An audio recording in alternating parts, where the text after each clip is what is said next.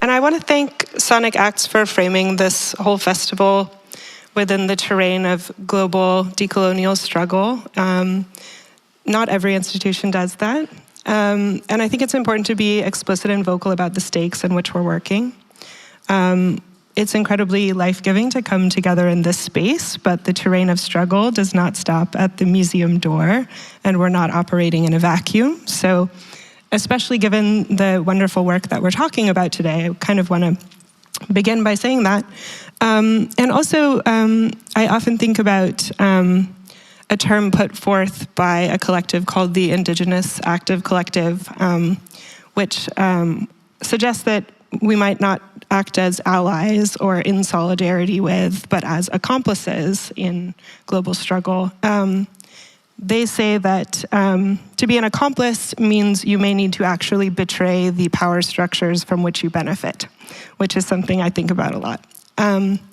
Also, I think Beny and Sasha will talk more about this, but I think in all of our work, we're grappling with ways to articulate the historical constructs and epistemologies that have brought us to where we are, the age of extinction. And in my work, I try to make explicit not just the way that violence operates, but the way that liberation operates and continues to operate, and hopefully will forever operate. Our time is unique and might be uniquely bad, or bad in unique ways, but we have ancestors. And I would like to quote the writer Haitham El-Wardani, who says that any active community is the community of the living and the dead. I think you also wanted to say something about the living and the dead, maybe as a way to start. Yeah, I guess another thing that happened this weekend was the 2-year anniversary of the full-scale invasion of Ukraine. And while that war itself is something that's really important to me, that's so weird, I didn't prepare a written statement. But it's something that gives pause in light of the other war that's going on right now. On the one hand, because it shows that wars can and do go on for years, but that in the context of Gaza, where the population is 20 times smaller than that of Ukraine, and yet the civilian death toll far exceeds it already, almost every person is displaced, facing famine and infectious disease. If the war there were to continue for 2 years, it would mean complete devastation. And it's important, while wishing freedom and peace in both places, it's really important to keep in our minds the differences between them. And another really big difference is that it's not controversial to wish those things for Ukraine, and yet somehow, horrifically, in the context that we operate in, it is sometimes controversial to wish those things for Palestine. And the other big difference is that, of course, the mainstream opinion and all our governments send aid to Ukraine, whereas, of course, in the other war, they send aid and support to Israel. And that their disapproval of Russia's actions may not have stopped what's happening in Ukraine, as we can see, devastatingly. Their disapproval of Israel may well help what's happening in Gaza. And we should all individually do what little we can to contribute to that effort. Yeah, I think there's a question. I think that every time we come together as a group, whether it's a small group or a big group, to continue talking about this over and over as long as it's happening. And, I don't think any of us needs to probably be made aware of the reality of the numbers, of the genocide that we watch unfolding in front of our eyes the whole time. The question is what it means when we come together to address it. And I was recently at a teach out, and there was a BA student who I think was maybe 21 years old, and her family had to flee from Iraq during the U.S. invasion, and I think she was born in the UK, and it made this really incredibly moving speech. And one of the things she said is that, especially when we're approaching now 5 months and of the war, and the question is, our governments are obviously not reflecting so much of the wishes of the people, and why do we still come together, and why do we still keep resisting, and why do we still keep having these conversations? And the argument that she made, is it okay? Yeah, or I just hear something. What she said is that it's not only that we are continuing to put pressure in the present, but we're also creating a historical record. And she spoke about the historical record of resistance to the US invasion of Iraq, and how important it was for her as a young Iraqi who had lived her whole life in the UK, to understand that people, for months on end, millions of people were taking to the streets and were protesting. It gave her a model to do the work that she needed to do in the present. And we really need to kind of continue taking up as much space as possible, to continue to exercise, to experiment with the kinds of freedoms that we want to model our society on, and to understand that every one of us continues to be unfree as long as Palestinians are not liberated, are not able to self-determine their own lives. It's not just about a ceasefire, it's about long-term, sustained reconfiguration of our whole notion of what human rights are. We understand that the human rights order that we've had since the end of the Second World War had in its very structure the denial of human rights to the Palestinian people.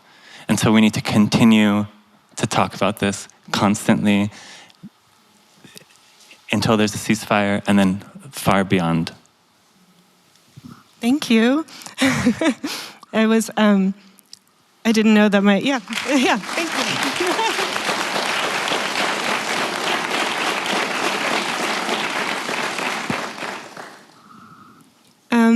Yes, inserting into the historical record, continued vocal resistance is what I hope we will be doing with the small space that we can take up.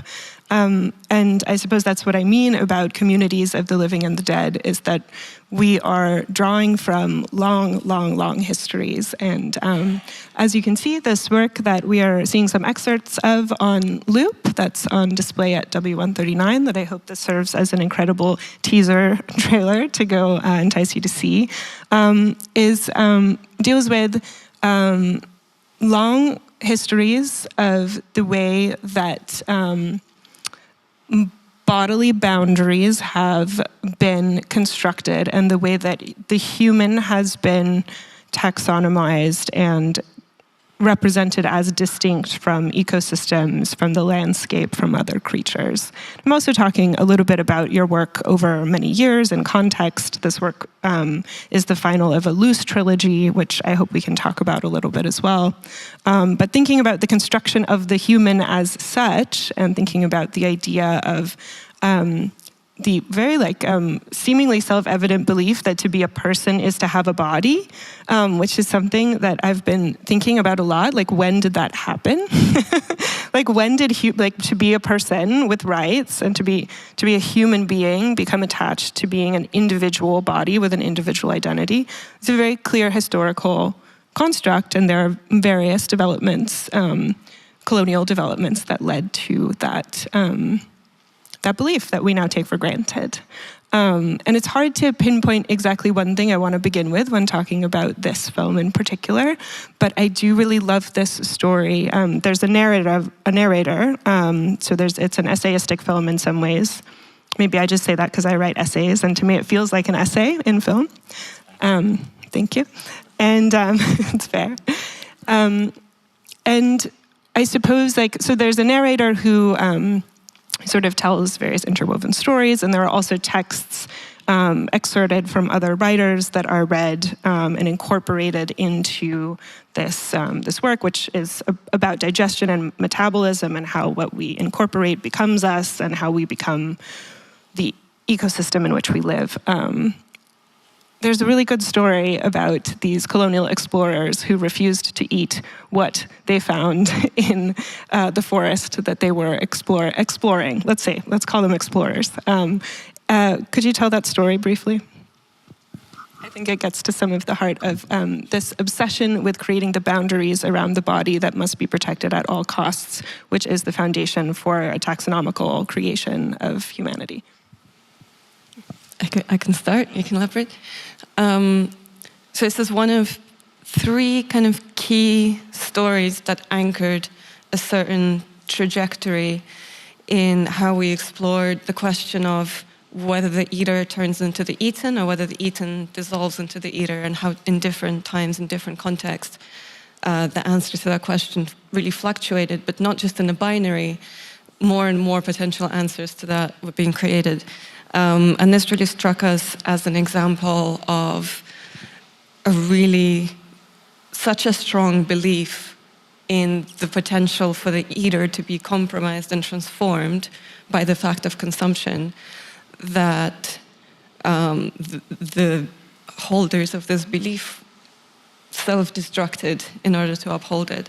And so the story is of a British colonial expedition in the 1780s in Nicaragua, who went to take control of a certain part of the territory from the Spanish in order to secure a particular strategically important location for their Atlantic trade. And an expedition of about 2,000 people went over there with understanding, but also kind of clear top-down orders to not consume anything from the environment. And they were in this really bountiful rainforest surrounded by all kinds of fruit, all kinds of animals and wild game. And they were not allowed to hunt or forage any of that, with this kind of assumption that they would then somehow become of the environment and therefore cease being British colonial subjects and therefore controllable, essentially. And they were only allowed to eat the provisions they brought with them, which were scarce and of low nutritional value. And with the deterioration of the weather and of health, and the provisions running dry over the period of several months, almost all of them died of disease and starvation, and only 100 survived and returned. And the captain of the expedition was radicalized by this, and then went back to England and was involved in various worker and revolutionary movements.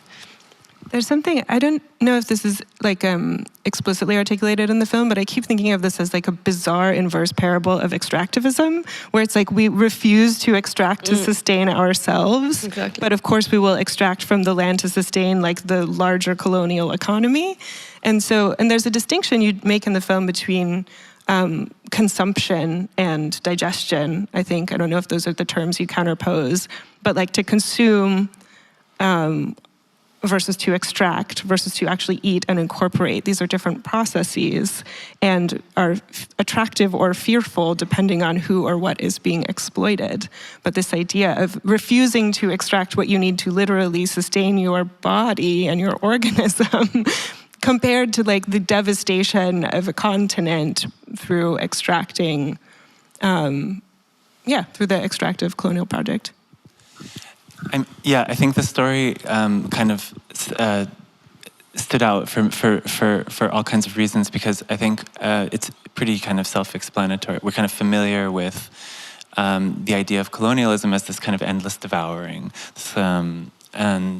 And here's a story at the frontier of a certain frontier of kind of, let's say, early modern. It's still, I guess it's considered modernity, but it's kind of pre-industrial colonial frontier, where there's actually the story of enforced starvation. So how does that kind of like reorient our understanding of what colonial expansion is?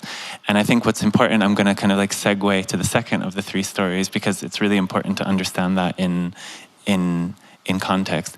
These three stories, I think we kind of wrote in a very, I would say, coherent form in the essay, in the Sonic Acts reader.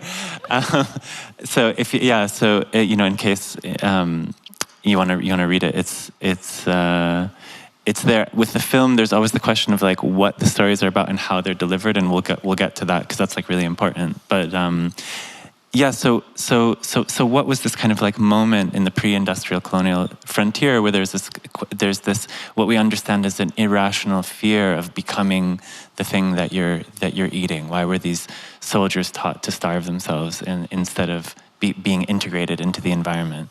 And I think that kind of is illuminated through the second story that we talk about, which is the story of a 19th century physiologist, Claude Bernard, who maybe was best known for his model of the interior milieu. And he was trying to understand what happens when one organism eats another, and was trying to use that through the kind of mechanical objectivity of his time. Well, he did very gruesome experiments with vivisection, including on his family dog. His wife divorced him because she came home with the children and saw the family dog splayed on the table, alive, being dissected. And he was really vicious. I think it's in the essay, I think we included, where he was like, the man of science doesn't hear the animal's cries. He goes, it's like really crazy. And but he was trying to see what happened with what happened when the dog ate lamb. So the question was, does the dog become the lamb? So essentially, what the martial law was kind of enforcing, right? They will become the thing they eat. So does the dog become the lamb that it eats? And his response to that was no. What happens, and this is essentially kind of what becomes the science of metabolism, although he didn't call it metabolism, it is that the dog breaks down the lamb into anonymous molecules and then reconstructs those to create its own body. This is very intuitive to us. We understand this very intuitively, I'd say. It's missing crucial links. We'll get to that as well. But it's that we understand that as kind of commonsensical. And on one level of observation, that's true. But the implications of this are enormous, because what he's saying is that what you eat doesn't matter. It all turns into you. So it's not you are what you eat. It's everything becomes you. It's the singularity. It's the sweeping singularity. And of course, it's a bit of a kind of I wouldn't say like it's it's kind of. It's not that this is synchronous with the colonial model, but it just so happens that this happens at the peak of the French Empire, and it happens at a moment where, basically, we could think about this moment as opening the floodgates of endless expansion, of endless devouring, that had impediments to it. And so what happens in the context of this colonial expansion is that we understand that there's what we would refer to as a non-rational, but also kind of understandable, right? Like there's something understandable about realizing that your body might change a bit in terms of kind of how you interact with the environment. And he's saying none of that matters. Everything in the world becomes you. And yeah, so yeah.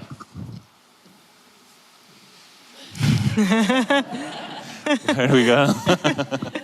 Well, I'll say, there's a clear epistemological switch necessary to say, okay, we're going to go on an expedition, funded by the British government and corporations, and we need to find resources to take, but you'd better not ingest anything because then you will become ungovernable. There's a very necessary switch to say, no, whatever you extract will become you, and you will absorb it, and it will become the locus of your power to continue to dominate. So I think that the progression of these stories, now we have told 2 out of 3 of them in reverse order, it tells the story of how the logics of science, underpin or allow or enable or, coincidentally emerge at times that different models for engaging beyond the center of empire are initiated. Just a quick one in relation to this. I think all these 3 films that we've made are somehow to do with the history of science and looking at in a social and political context of certain transitions in the history of science. And it's obviously not so literal as this was a problem and then now we've made this scientific theory as an answer, right? Nor is it the case that the experiments that Bernard ran didn't show up these results that don't have a grain of truth in them. In a really basic way, he's right, there's just a lot more to it. But what's important to keep in mind is that the only scientific progress you make is around the types of questions you're asking. And the types of questions that were in the air were around the subject were definitely informed by these kinds of broader societal kind of issues around whether or not you can just go ahead and consume the whole world. And so that's an interesting way to think of them in parallel. It's not, it's not literal, but it's there is a reason why this scientific theory showed up at this time, and that is concrete. One thing, I don't want to get too far away from the stories because they're really good stories, but thinking about the medium of film and thinking about the way that you use images and text together, one thing that I often, that I'm preoccupied with right now is I'm a writer, I deal in metaphor. My currency is metaphor, literature, for better or for worse, this is what I am saddled with. Using metaphor, deploying it, resisting it, undermining it, subverting it, whatever. I understand that given, for instance, the modern history of the novel, which is a form that I want to work in, that it will be read in a certain way. Films operate differently according to different formal histories, of course, but so digestion and metabolism are also metaphors, and the way that you are looking at them is not just in terms of the technical theories of the history of science, but also what does it mean to think about the metaphorical register of metabolism that we absorb, for instance, that we metabolize imagery, that we can expand this idea, this concept to apply to all sorts of things. And in a lot of your work, we've worked on some text together where you talk about metabolizing film, or film as a process of making movies as a process of metabolizing information. So how do you think about the risks? There's a risk in making a physical process a metaphor, right? There's always a risk in expanding too far beyond what's happening. When we talk about the porosity of bodies, you can get really into the weeds with the metaphor of porosity, when in fact, I'm breathing right now. I could be getting sick. There's a reality to the idea of digestion and bodies incorporating what they eat. I hope you understand my question or where I'm going. Yes, wonderful question. I mean, also maybe a note, because I didn't get to thank everyone for putting this on, so delayed thank you. But also thank you for bringing us together, because we've been friends and closely how to put it, like knowing about each other's work for so long now. So there's like really kind of, it's a special moment to be able to share these like very long-term strands of thinking together. In terms of metaphor, like everything started with metaphors for me. Like I think I was obsessed with metaphors of digestion for very, very long time, I think. And then it actually became, like a lot of this long-term research became a quest to kind of like disentangle metaphors and to see like, okay, what am I actually trying to say, and where do I go? And you know, metaphors are really risky. So metaphors like always reveal a truth of one order by obscuring a truth of another. To say something is like this allows you to learn something new about this thing that you're beginning with from another dimension, but then it kind of like leaves other things behind. And so, you know, kind of checking back in is always good. The question of like what is metaphorical. So I think I spent a lot of time, and we've spent a lot of time questioning like what is that. I mean, how did you phrase? You said a metaphor for a physical reality, or maybe a physical process? Yeah, to think about something that's happening in you right now and then extrapolate it into a metaphor for a lot of things. But you can't forget that it's also a thing that's happening, right? And you can misuse metaphor. Like they are misused and weaponized and used against us when we're told that things are like things. I mean, I think it's exactly this question that led into this kind of long-term, you know, trying to understand what we talk about when we talk about digestion, and what is the materiality of digestion, and can we even consider it material? You know, one of my favorite models for digestion was, you know, God's alchemical oven, and that was real. That was real science at the time. That wasn't a metaphor. We like to think that metabolism is non-metaphorical, and I wouldn't refer to metabolism as a metaphor, but metabolism is this incredibly concrete historical construct that is completely contingent on industrial modernity. It's unthinkable outside of industrial modernity. And it's about 200 years old. And we think of, you know, we often use metabolism to talk about deep time and talk about early evolution and stuff like that. But that's also, you know, the invention of deep time is also a modern invention. And so we use a modern concept of materiality to project into deep time. And to, you know, that's not to kind of like diminish scientific work in any way. It's just to say that we're always working through the reality models that we have, and we're always limited to them. Yeah, I mean, you know, you used to have these kind of models of the body that looked like gears turning, and then we had rewiring, and now everything's about programming, and that's because these are the systems that we use to investigate material reality. So there's always, and I think that's very different from a metaphor. I don't think I'm enough of like a skilled linguist to have like a whole other kinds of terminology for what isn't quite metaphor, but isn't quite the same as just concrete reality. In terms of how it applies to the filmmaking process, I think that's more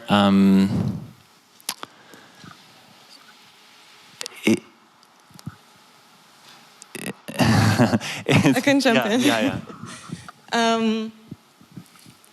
This is like from a slightly different angle, and there's some things, some specific images in the film that we deliberately constructed as a way to visually communicate something that's being unsaid in the story. And then there's other things like this. It doesn't have a specific meaning. For example, this scene right here. There isn't like a specific narrative or sense thing you're supposed to take away from it to be able to progress from one part of it to another as someone who's following the story unfold. But it just puts certain elements together where, for example, this is an allotment, a place of growing food. We've moved on. I actually want to talk about this. And it's just a way to consider certain elements from a different angle. And in that scene where the camera's kind of like behaving in this really strange way, as far as we think of the way that cameras and gravity usually interact. It just makes you feel some kind of way. And that's the thing in film. That's a really different thing, unwieldy thing to try and use for your narrative purposes. This is much more specific, and everything you've been seeing that is these animated images of the rainforest, and with that eye flying through it, that's what we used during the story about this Nicaragua expedition that we were talking about. And it's never explained, but this is just what we see. And there's this disembodied grayscale, rather, eye that's traveling through this environment and is gradually turning more and more of the things it passes through into grayscale until there's this scene where everything is that. And I guess it's as close as the film comes to explicitly a visual metaphor, if you would call it that, where the eye stands in for something else, where the grayscale stands in for something else, and you kind of get it. It doesn't matter the extent to which or how quickly, but by the time it arrives to the point where everything is grayscale, you like feel something about the totality of the devastation or of the transition. And so that's maybe like the most explicit use of visual metaphor. But there are many things where, there's a shot that's in this loop where the camera kind of like descends from a tree towards this baby and then flies off again. And it's also kind of apropos of nothing narratively, strictly speaking. But this kind of, the movement itself, I think we really care about thinking about film, or moving image, or however it makes sense to people to refer to it, not just from the point of view of what's in the image, which maybe the other visual metaphor was much closer to, but how the way that it moves, the way that energy is condensed or is dissipated inside the image and how it unfolds in time, how that's a tool that you can use towards all those narrative purposes as well. And just like this feeling of kind of floating off from this being who's then just like kind of left there alone on that lawn, that's where the kind of narrative move happens. Yeah, I love the eyeball. That's one of my favorite protagonists, is the roving eyeball. I do think this project, in addition to the previous two films you made, have a lot to teach me about the relationship between figure and ground, and the concept of the protagonist or the narrator, or who is leading the story, or what is in the front and what is in the back. The eyeball, of course, I feel is a proxy for the viewer in some ways, in a funny way. Like it's a punny proxy for the viewer's actual eyeball. Also, of course, the eye is becoming what it sees, consuming. We have visual consumption. That's a clear metaphor. That's also a thing. And also, I guess, I see it as a proxy for the filmmaker. I don't think this is like a stretch, to say that the eye is a proxy for all of us interacting with the film in different ways. Something that isn't shown in these clips is the very beginning of the film, where the filmmakers' bodies, whoever these bodies may be, are shown entering MRI machines. And I find this to be a generous gesture to insert the creators' bodies into, or to begin as the premise for the project, the body, your own bodies. And the idea of medical imaging, I liked that earlier we learned that it used to be NMRI. Thank you for that. That medical imaging can only show so much, that there's the wonderful illusion that we could learn everything about ourselves if we could only see inside ourselves, which is, of course, the opposite. It's like the more you see, the more obtuse you become or mysterious you become to yourself. And I found that move of showing yourselves in an imaging device and reflecting directly on the bodies who are making this film then allows me to have a different idea of how the filmmakers are operating in space.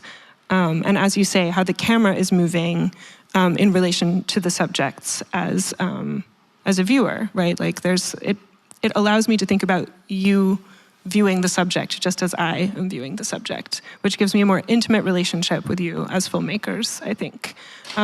So that I find that to be intimate and generous to put yourselves in the beginning. But I also, I wanted to ask about sort of like the complete like ultimate limit of the visible, and like how just like, you know, there's a limit to language, there's a limit to vision, there's a limit to sound, there's a limit to what we can know. Access, as we know, does not equal, like, more visibility does not equal more knowledge. The more horrible images we see of things happening in the world does not mean more resistance, does not mean more action. And there's something about the threshold of the visible. Like the more, we have this idea that if we could just see more and more and more, that we would act differently or that things would change. When I think at this point we're aware that the more we have access to, that's not actually, it's actually the burden of proof continues to move along with the burden of what can be seen. It's like now you have to prove more and more and more and more about what's really happening. Because of course the potential to manipulate the image moves in relation to how much, I'm going on and on at this point, but but let's talk about the limit of the visible and what it means to make a movie about what can't be seen. Thank you. Yeah, that's something that we've been discussing, you know, from the moment I guess we met each other before we even started making films. This question, yeah, I mean, what we see now with the oversaturation is that we have this kind of ability to undermine everything we see, and we have and the rise of conspiracy theory, the rise of just being able to selectively edit what you accept as real and what has been fabricated to manipulate you, and we all do that. It's not just people who are kind of on a different political side, or you know, we're constantly doing that all the time, and you know, part of that is that we're at this intersection where we're not willing to give up this kind of very fragile premise of the camera as something that promises objectivity. We're not willing to abandon that still, sadly. But at the same time, constantly at the same time, always connecting the camera to the author, which I think is actually a good thing. And I think that's something that we have to kind of exercise more and more. We have to think, kind of understand the production of images as something that's kind of situated in space and time and is never kind of happening outside. I think maybe it's worth, because I feel like if people haven't seen the film, there's maybe something missing from the conversation that we're having in terms of understanding how this factors in. Maybe I'm making this up, but there's two main modes of narrating in the film. So the two stories that we haven't gotten to the third one yet, but the two stories that we mentioned so far. This is kind of a very chaotic film, to be honest. But like, yeah, but like, so there's two, and this factors in also to our bodies and how we deal with citation as well. So there's one narration that tells these stories that are it was a written script that we spent, that was time writing, and it's a kind of very constructed, and it has a kind of pretty clear relationship to the images as well. And then there's a second mode of narration. You know, we called it kind of A and B. And the second mode of narration is much more fragmented and is a collection of citations that we processed in various ways, and had people read in different environments in a very open-ended way. And the way that came together was also very open-ended. Very little planning went into those shoots, and that was really part of it. The idea was to kind of decide together with the people, there's 9 people who are reading those texts, decide together with those people on a couple of parameters, and then go on that day and react as directly as possible to the circumstances that we saw and to what we were filming, and then to just kind of accept that as well, which was very interesting, unusual, unlike anything that we'd ever done before, and was an interesting constraint / absence. That's also an interesting thing in terms of like what images reveal and then what they hide, and also kind of like which is kind of very much like what a constraint does. Like a constraint creates a kind of designated freedom. Like a constraint allows you to react to a certain order of things, and then restrains other orders of things. And in terms of, I'm trying to think of. Do you want to talk about kind of like that aspect of narration and like what it meant to kind of? It might not be what you were going to say, but I can say some things. I guess just very, very, very briefly, general point on the issue of invisibility. I think what through various projects in our work together and apart, and sometimes in like taking on something where the central object or central theme doesn't have a visible form, and confronting that through a visual medium, the constraint, I guess, that presents forces you to actually think laterally in a really different way, only to reveal that what's actually at stake isn't the thing that's invisible, but all the relations that it occupies, and that it never was an issue of making the invisible visible. It's always something else that's at stake anyway. But with the different narrations, the film is also very much about citation and reference and taking in the work of others and then digesting it and in some form ejecting it from your body, however you want to picture that. And in the MRIs, you don't just see us going into the machine, you also see our insides, and maybe that's what you refer to as generous. And in my case, you also see the inside of my eyeball for a moment there, which is interesting, I guess, in this visibility context. And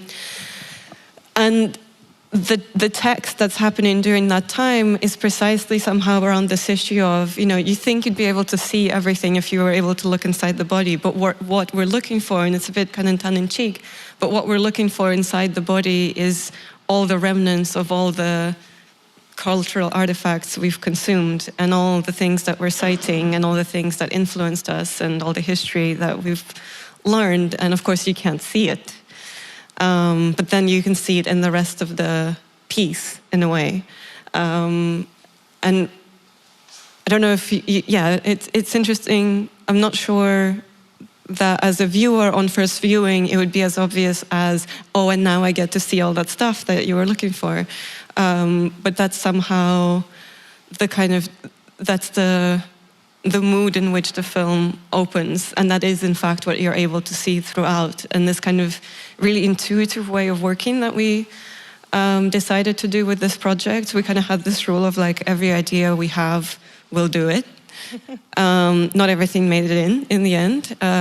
We did have a really concrete editorial process for a long time, but that intuitive process was the way of all those things that we're made of, I guess, manifesting themselves in different forms. Yeah, I guess, there's just like, there's, I don't know, I think paradox is the word of that I experience when seeing, the inside of your eyeball and the ultimate access, supposedly, to another body. But it's also completely the opposite of access. It doesn't give much. And then I love this, what follows is sort of like we get to see what you have seen. And I guess also returning to the roving eyeball, the first time I saw it, I thought of like Renaissance theories of vision, where there was like a debate, an ongoing debate between whether or not vision was something that was happening to your eyeball or coming out of your eyeball, and like whether it was intromission versus extramission. And I think it was like Agrippa wrote like a whole treatise on like, no, it's rays and threads and vapors coming out of your eye, and that's how you're experiencing the world. And if you're a woman, your vapors are going to infect anything you look at, so you better not look at somebody evil, like in an evil way, because you'll destroy them. And I actually think it's so incredible to, look back a few hundred years and see that vision was given such incredible power, and that the act of looking was so invested with meaning and fear, and that there is something very fearful about seeing. Also with women, vice versa, also around a similar period. The 2 films ago, a demonstration that was about monsters in early modern pre-science, I guess. We also came across stories of how monstrous births would also often be conceived from the point of view of thinking that the pregnant woman had seen something that affected her so much that her fetus had taken on the form of that thing. In one case, they were talking about a lobster. First of all, terrifying thought. How did that fetus look? I'm sure nothing like a lobster. But also interesting to think that a lobster would be such a traumatic sight. That this would be the outcome. Yeah, there's my current favorite book is Goethe's Elective Affinities, where a couple looking at others while having sex produces a baby made of the ones that they were looking at. Because vision, I guess, has been so connected with erotics for so long, and I think. The text that your title comes from is an Anne Carson text, which has also figured as a guiding text for my work, which is a lovely coincidence. But she writes in her book, Eros, the Bittersweet, she's writing about sort of like the incursion. She writes about love, erotic love as an incursion. And it's bittersweet because it is ecstatic and horrifying in equal measure, because to have your bodily boundaries threatened through, we could say literal penetration, or we could say other kinds of penetration, but the incursion of the bodily boundary it's the ultimate horror and it's the ultimate joy, and that this is also, she traces this construction, this idea of Eros as a boundary threat to like Greek antiquity, where she says like Cupid's arrow is like the sort of like the initiator of this this concept that like to have your bodily integrity threatened is actually where love begins. And so I guess connecting that to this film, and thinking about the idea of like bodily incursion and like love as body horror, I think is like it's not what Anne Carson says. I don't think she's talking about like Lynchian body horror or something. But I'm thinking about bodily incursions and the inherent erotics of that based on, I guess like the legacy of like Western thought. All of it. Well, I think it's such a big part of this film, and the ideas that went into making it were about, our relationship and our relationship as collaborators, and the way that we have structured our life, and the way that we have, in some way, created this third body that is our ongoing collaboration that looks like a lobster and will impregnate everyone in this room. I hope you're ready to have lobster babies, because that's avert your eyes. Yeah, that was actually, there was a therapy model for that in early cinema, where they would have pregnant women watch certain films, and there was an idea that would kind of, the idea was to watch nice things so that they would have but. Yeah, so, I think that, and now we've been working together for 6-ish years, and we've made like 3 main films and then a bunch of other work outside of that. And, there's this kind of symbiotic way of working where, you know, I mean, it's also, maybe everyone knows that in a relationship where you spend the beginning of it feeling like you're the same person, and then the entire rest of the relationship very meticulously plotting out how unimaginably different you are, and then making very complex charts of like why is the, you know, finding all the kind of incompatibilities, and so there's like, and hopefully you can still kind of like you know. But it's very important. It's very important to chart those, right? Like that process of charting is very important as time goes on, because you can't sustain. But you can sustain love for a very long time. But there's something about that eradication of the self that I think. I don't know. I mean, well, the total subsumption of the self is not a condition that you cannot survive, right? Like that, the bodily boundary, as much as we want to question it and call it a construct, it is also necessary for homeostasis and survival. And so, I mean, and Carson would say that like the boundary is the production of the erotic and is the production of the creative, and the questioning and the threat of the boundary is she talks about the love must triangulate. There must always be a third thing, but in that third thing is the assertion and the questioning of the boundary at the same time. And that would be, and she overlaps very well with like contemporary pop relationship therapist Esther Perel in that construction. Yeah, anything but talk about the history of Western thought. But yeah, only on Carson, there's almost at the very end of the piece, which in its exhibition context, you wouldn't know when the end is or the beginning because it is a loop. But the kind of quote from which the title comes, she's talking about the dissolution of the boundary, not even in the meeting, not the consummation, let's say, of the erotic love, certainly not literally penetration, but in desire itself. The fact of desire is something that compromises the wholeness of yourself, because the wholeness of you now has an absence where that other person needs to be. And in the quote,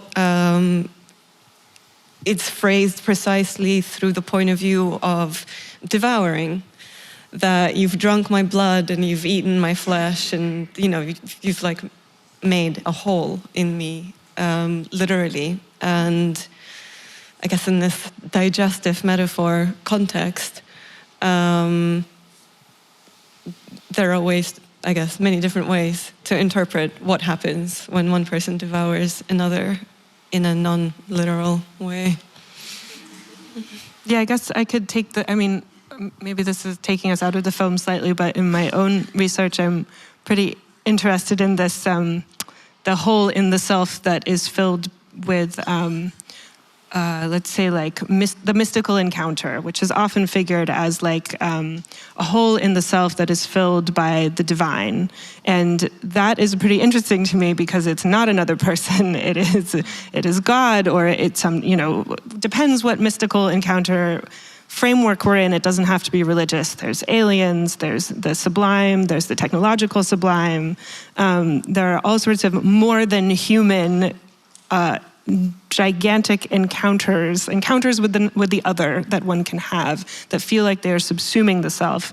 And when you get into the language of mystics who write texts about these experiences, a lot of it is about the hollowing out of the self and the creating of a space that the divine or the other or the alien can inhabit. And that as an experience of ecstasy and horror, and how that is kind of like a constant vacillation between those two. And sort of, there's like a sort of like specific lineage of like women mystics who have had these experiences. and usually like Christ is present in those stories where there is like some kind of penetration happening with Jesus, but it's not what you would think. It's like they're going inside his side wound or they're drinking his milk, and it's like a completely like gender reversed like interpenetration experience. And like you don't have to go that far back in history to find these stories of like very intense, ecstatic, erotic encounters with the divine. And I love those stories because there's no other body there. Like what is the erotics when it's the divine? Like what is that? I think another thing that's interesting with those mystics is that for many of them, this was accompanied by the endangerment of their physical bodies. So it happened at time of grave illness or self-inflicted pain sometimes. And that those things do go hand in hand somehow. That it's like you have to break the physical boundary of the body to access that thing that will fill that spiritual hole. Yeah. Yeah. It's maybe not exactly related to the mystical aspect of this, but I thought this might be a segue to talk about the third story that we promised to get to at some point, which is, so I guess we were thinking about this model that is still kind of a commonsensical model that Claude Bernard established and has been the basis for most of 20th century metabolic science, which has had a radical upheaval in the last 20, 30 years in microbiology, and especially in genetics and epigenetics, and the whole discussion around the microbiome, which shows that Claude Bernard's model held up at a certain scale, but completely dissolves on the molecular scale. So we know, of course, that things that we eat stay around maybe sometimes forever in our bodies. And we were, trying to think about how to kind of personify that, and ended up, for various reasons, choosing to tell the story of Octavia Butler's character Anyanwu from Wild Seed. And I think, in terms of talking about kind of ruptures and holes and the kind of the breakdown of the body's boundaries, that character presents such an interesting model that isn't about kind of like maintaining a certain sanctity or maintaining the boundaries, but about identity exactly coming through the motion of change. So I imagine many people are familiar, but for those who aren't, Anyanwu can eat parts of another being and to become that being. She can read essentially the genetic code. So she takes a bite of a dolphin and she can absorb its genetic code and become a dolphin. And this was kind of such an I think it's interesting as well that it's like 1993. I think it's 1980s. 1980, yeah, I can't remember the dates sometimes, but like it's interesting that it's like right in the emergence of kind of at a moment where this body of science is just kind of like beginning to emerge, but still is not mainstream at all. And she's kind of already imagining this kind of body that departs from every notion we have of what makes an individual, what makes a bounded entity, and. Do you want to? Yeah, you can finish that. Oh yeah, So I think it was a way to kind of show like this historical. I think the main thing in the film is to kind of try to touch on a kind of like historical development, and then also, of course, to question this idea of like what how our understanding of what physical reality is always contingent within these historical dimensions. I promised myself I'd ask you about the sewage plant before we wrap up. Beautiful architecture, which I think the scene just passed. Beautiful arches, a special piece of design in British history. Again, returning to my thoughts on how digestion and metabolism are metaphors, but also pretty material processes, and that they are also like infrastructural questions. Like we also can think about how our bodies are metabolizing and then zoom out to like a whole city or nation or global level and think about what happens in terms of cycles of consumption and waste. And it's very, very hard to make these connections between what happens in our bodies and what happens to, you know, the global body. Like, and that's something that I think we are both pretty interested in trying to figure out, like how to reconcile like what happened, like are the effects of individual behavior versus like what can be seen on ecosystemic levels, and how hard of a cognitive leap that is. And there's a nice middle ground in the sewage plant, I think. I guess I can kick off, you can add. There's not a lot of clips from there here, but the section that narrates the story of Claude Bernard and that mid-19th century kind of scientific conceptualization of, the eater dissolving, no, the other way around. The lamb dissolving into the dog, basically. We set that in the first ever large-scale sewage pumping station anywhere in the world, which is, of course, in London, as somehow with many first infrastructural things, which means that contemporary London is falling apart because all their pipes are hundreds of years old. But it's in very kind of far East London, and prior to its construction, all the sewage in London just went into the Thames, which is a tidal river, which means it doesn't just flow in one direction, it goes back and forth with the tides. And there were stories of how the same dead dog would like float past the Parliament in one direction, then another in the evening, and over again. And in the mid-19th century, exactly at the same time as this, these scientific kind of experiments are going on that we're speaking about in the narration, there was something called the Great Stink in London, where a particularly hot summer meant that all that sewage in the river was very, very stinky. And for this reason, these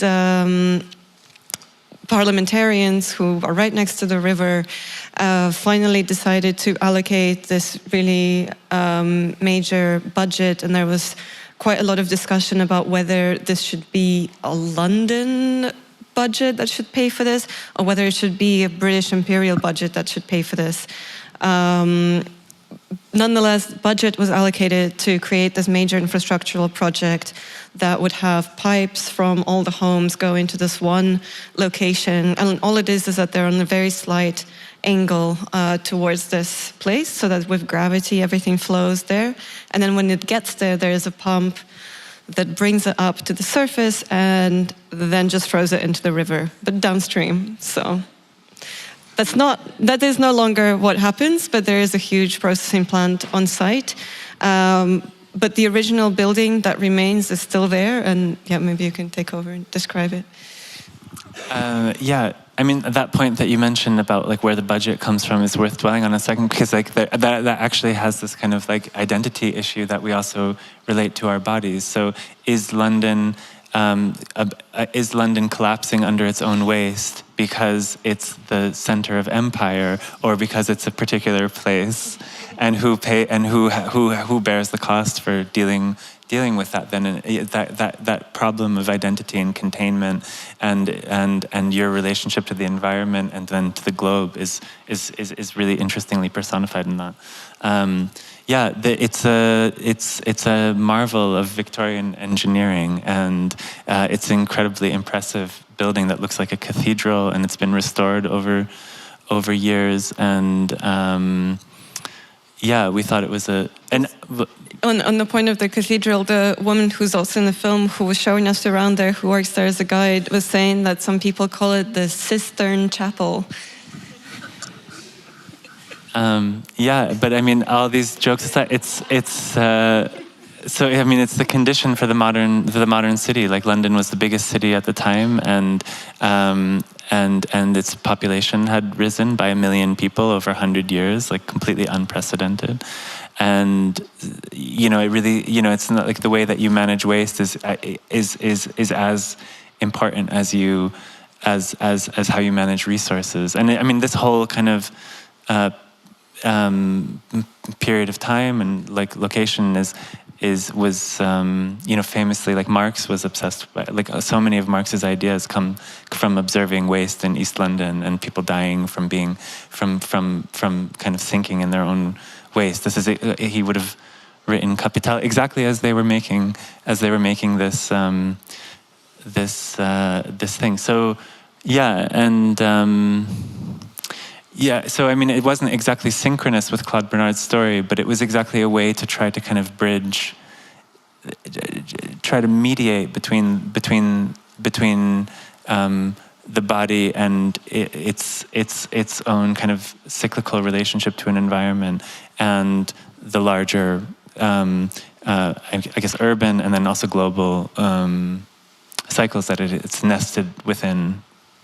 Right, yeah, I see it as a way of like reconciling scale or showing the irreconcilability of scale, like a scale jump from the body to the infrastructure to the city to the, yeah, beautiful. Yeah, this is actually like not the impressive side of it. There's a different, this is like, yeah, there's a shot with a sheep that's like, that's the kind of money shot, which I don't... Didn't include somehow because it's the money shot. Yeah, it feels like you have to earn it, that shot. You have to watch the money it. shot just like looping here all day. It's very distracting. Yeah. Should we move to questions? I was just hoping to jump in really quickly. If you do want to see the film today, W139 is open until 8 p.m, so maybe it's something nice to do after the symposium. And if you want to read the beautiful essay that Sasha and Beny wrote, it's in this Ecos magazine, which is on sale both on our web shop and at the Stedelijk bookshop. And it also includes an interview with me and Elvia talking about penetration and erotics and medieval mystics. Not lobster babies, though. We missed that one somehow. But yeah, we'd like to open it up to questions from the audience. So does anyone have a question?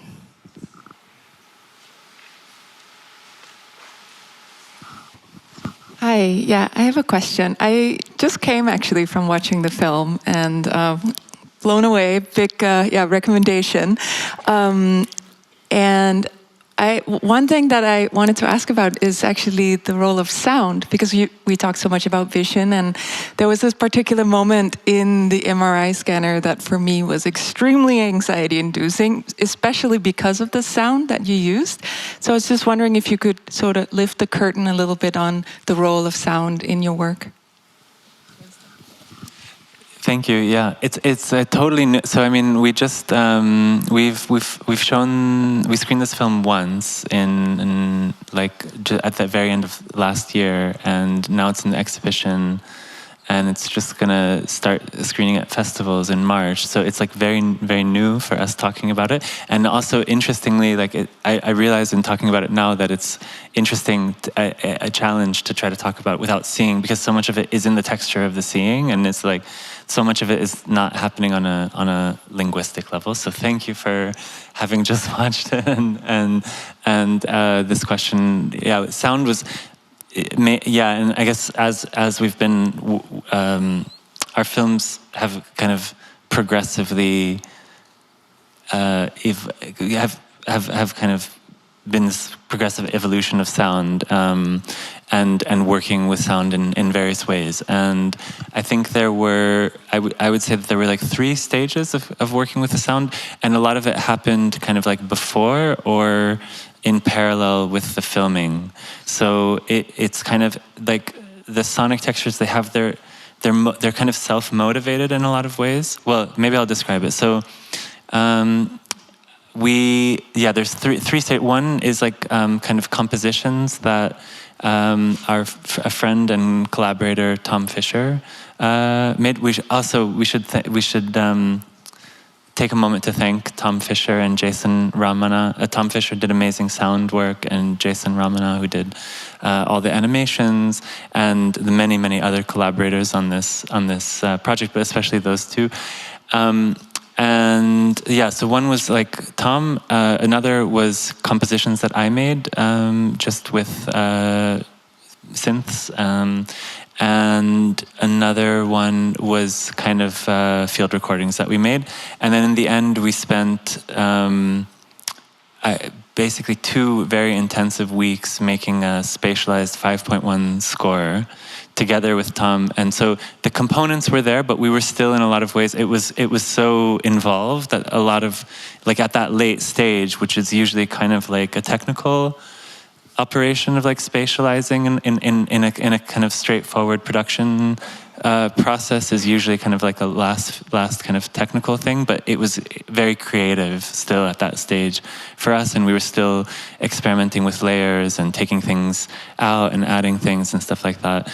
And one of the things with the sound is that, like in a lot of cases, there's a real like a kind of imprint of the experience of filming there. So for example, in one of the rooms at Crossness in the pumping station, when we first did a site visit there, you could tell that there was this kind of resonant hum coming from these 150-year-old engines and pipes, and it just had this kind of beautiful kind of harmonic frequency to it. And so he did a lot of recordings of those, and then kind of distilled the different kind of resonances and made compositions from that. So there's this way that there's an imprint of the places that we were, but then there's also this kind of processing of that and a creative modulation of that, and in a way that's also kind of like not fixed to producing a certain kind of meaning. I think, and sound is such an important part of that. Like we were really kind of caught up with like kind of how to constantly like encourage the viewer to decouple fixed meaning from what they're seeing, and to become kind of like an active producer of meaning, and sound was such an important part of that. So it's like when we record the kind of resonant hum of that thing, it's not to kind of like say something that's fixed about that space, but to create a kind of environment within which a viewer can produce new connections, maybe. Or conversely, it's not that as a viewer you're supposed to like know or get that the sound you're hearing is somehow native to the space, but it just feels a certain kind of way. There's also another interesting way that we worked with Tom, where we'll give him a prompt like, make us the sound of the inside of a cell. And he did. Or the rainforest. I mean, the whole rainforest is totally constructed, and it's totally constructed by him. And there's, I think we had in the final mix 200 tracks of sound. It was really like it was his software was crashing at that late stage, because it was really I think another thing that, I mean, we have a lot of ideas about the medium in general that we do or do not exercise in every project, but one thing that we feel strongly about is that every film is half image, half sound. And if you're not investing in sound at least as much as in the image, then the whole thing is just like a lesser percentage of the whole it could have been. And so sound is huge, and it's also precisely because with images, we're really also interested in disrupting the way that we're all trained in reading images, first from a symbolic angle, what's in the image, and trying to kind of motivate other ways of relating to images. And with sound, that isn't as baked into it. Like sometimes you don't even know exactly what it is that you're hearing. It's just affecting you. And so we're really interested in kind of having these things speak to each other and to motivate that way of intaking audiovisual material. Any more questions? Maybe I can give you my mic because I'm so close. Thank you so much for the talk. I'm very looking forward to see your film. I'm super curious. But I was wondering a little bit about your research project or like process as collaborators, and how do you work together practically? Like, what do you each take care of? And also maybe a reflection on the title of the film. I'm very curious how you came up with that. I mean, the title is easy. It's a quotation from Anne Carson's Eras the Bittersweet, and it's a section of a broader quotation that appears towards the end of the film. In terms of collaborating, there's kind of many different ways to approach it. When it comes to like the making of a project, a lot of the things we actually just do together. One thing we learned over the years is not to try to write together. We had a period of just sitting down together instead of in front of a blank page and being like, so.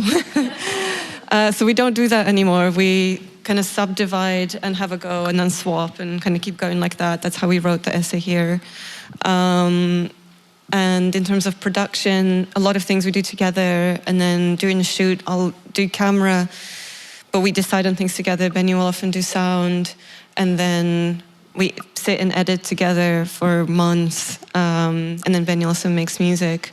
But then there's probably lots of other things, different angles to talk about collaboration as well. Yeah, it's very synchronous, and sometimes the way that we have a very kind of like.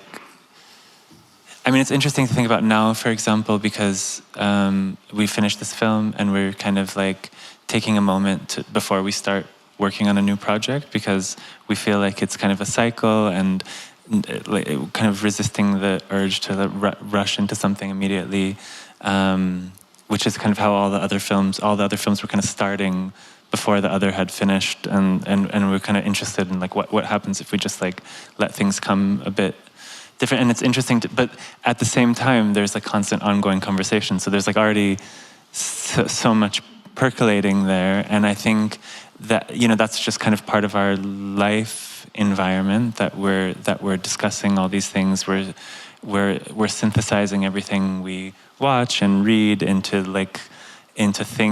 kind of textures of the world that we kind of want to work with. And sometimes that could be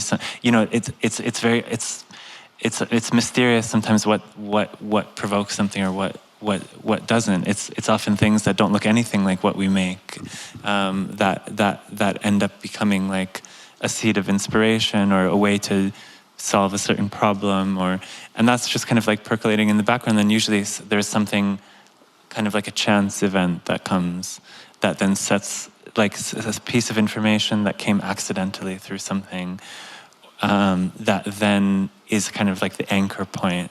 In this case, in the case of this film, I would say it was like 3, maybe 4. There were a lot of anchor points, maybe too many. And we just decided to go with that, because that was like, we decided to kind of essentially kind of, maybe even in a way, I'm still learning how to talk about this. It's like very, very fresh, but in a way, kind of, I could think about this film as like creating that environment that we occupy and leaving it in a not quite, it's not finished, because we spent a lot of time finishing it, but it's at various stages of this metaphor will kill me for the rest of my life, but like the different stages of digestion, and to like allow the viewer to enter that kind of open-ended space that we're occupying most of the time. And yeah, I think so. It's a pretty symbiotic process. I guess with this as well, like there's research that I was doing kind of independently around the history of metabolism in the context of my PhD. But it was really important that it was like none of the things that are in this film were in the PhD. It was all kind of things that I'd encountered on the margins. And then what was really important for our collaborative space was that it take on a completely different, that it be kind of processed in our domain, and then also processed with people that we're encountering. So I think that's such a big, such a big dimension of this project, is like the the inscription of a particular moment in time, and to prioritize, like kind of trying to constantly return to like a responsivity to the present moment, and that's the shared present of our experience. I think that's a really nice place to end it. Thank you so much. Thank you.